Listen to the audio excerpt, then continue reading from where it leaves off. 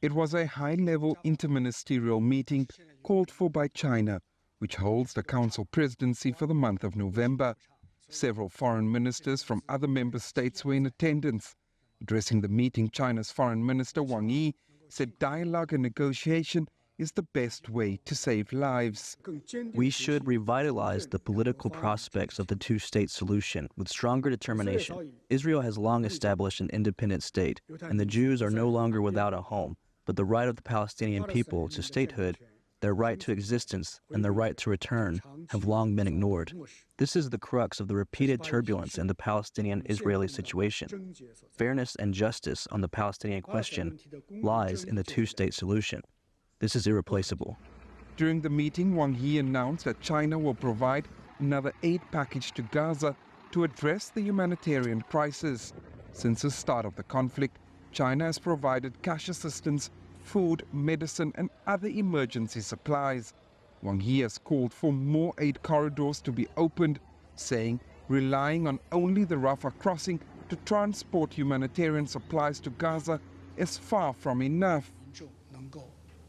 We are calling for unhindered humanitarian access into Gaza so that the nearly 2 million people in Gaza will be able to survive and live their lives. And those are the basic needs of civilians in Gaza. The deprivation of water, electricity, and medicine should not continue in today's world, not in the 21st century. Today we have announced that China will send a new batch of aid to the Gaza Strip, and that will be delivered as quickly as possible. Wang's announcement of additional aid echoes the call by the UN Secretary-General Antonio Guterres, who says the current level of aid cannot meet the needs of more than 2 million people in Gaza. Guterres says while he welcomes the current fragile ceasefire between Israel and Hamas, its full implementation is not enough, and a ceasefire must be the next step. Civilians, including United Nations personnel, must be protected. Civilian objects, including hospitals, must be protected. UN facilities must not be hit. International humanitarian law must be respected by all parties to the conflict at all times.